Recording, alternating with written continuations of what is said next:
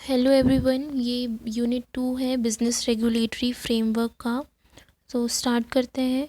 Unit 2 of Indian contract act it primarily deals with the concepts of offer and acceptance which are fundamental to formation of a valid contract.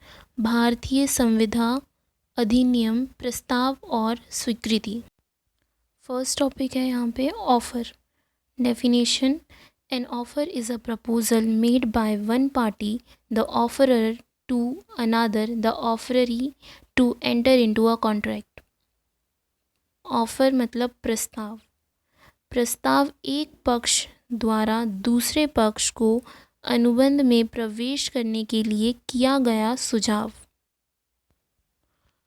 जो proposal करता है उसको offeror बोलते हैं और जिसे proposal दिया जा रहा है उसे ऑफररी बोलते हैं, और हिंदी में प्रस्तावक और स्वीकृतिकर्ता बोलते हैं।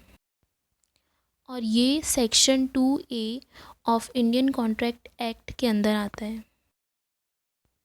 सेकंड टॉपिक है यहाँ पे acceptance. Under section 2B of Indian contract act, acceptance is the expression of assent to the terms of the offer. It must be communicated to the offerer and must be absolute and unqualified.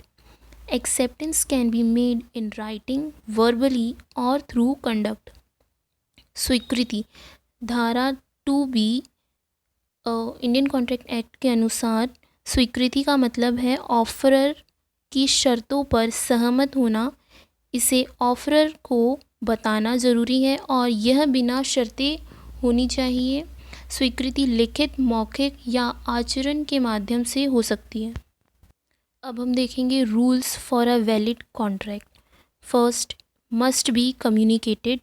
Second, must be defined in terms and conditions. Third, must be made with the intention to create a legal obligation. प्रस्ताव के लिए आवश्यकताएं: इसे संप्रेषित किया जाना चाहिए, शर्तों और नियमों में निश्चितता होना चाहिए, कानूनी दायित्वों बनाने के इरादे से किया जाना चाहिए। Now rules of acceptance.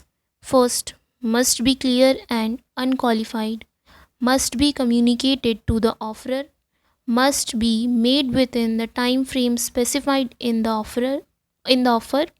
स्वीकृति के नियम: स्पष्ट और बिना शर्त की होनी चाहिए।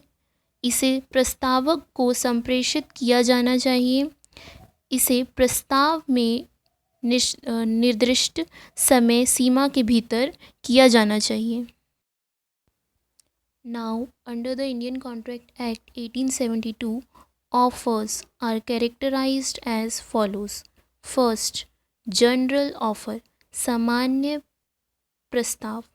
An offer made to the public at large, it can be accepted by anyone. For example, a reward announcement for finding a lost item.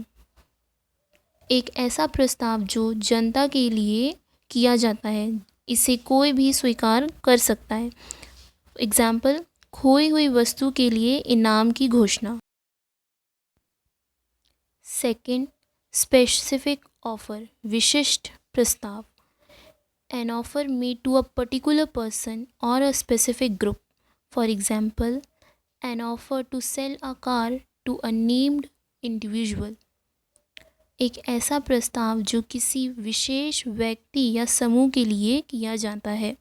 Example, एक व्यक्ति को कार बेचने का प्रस्ताव। थर्ड इज काउंटर ऑफर, प्रतिव्यय प्रस्ताव, a response to an offer in which the terms are changed. It negates the original offer.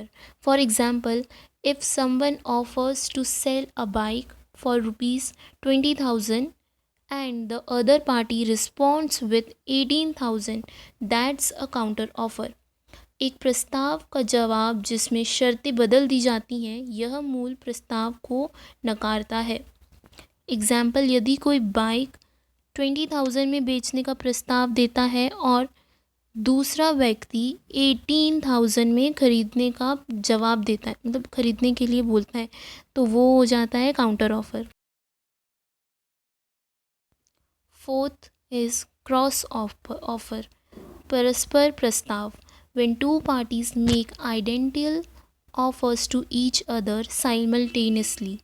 For example, two individuals send offers to sell and buy the same items at the same time. जब दो पक्ष एक साथ समान प्रस्ताव करते हैं, जैसे कि दो व्यक्ति द्वारा समान वस्तु को बेचने या खरीदने के लिए प्रस्ताव भेजना. फिफ्थ इज स्टैंडिंग ऑफर, स्थायी प्रस्ताव, an offer that remains open for acceptance over a period of time. Example, a supplier offering goods at fixed price for a month. स्थायी प्रस्ताव एक ऐसा प्रस्ताव जो एक निश्चित अवधि के लिए स्वीकार करने के लिए खुला रहता है. फॉर एग्जाम्पल, 1 महीने के लिए निश्चित कीमत पर वस्तु प्रदान करने का प्रस्ताव. इस यूनिट में इतने टॉपिक्स थे, तो थैंक यू. और नेक्स्ट यूनिट के लिए नेक्स्ट यूनिट कमेंट करो.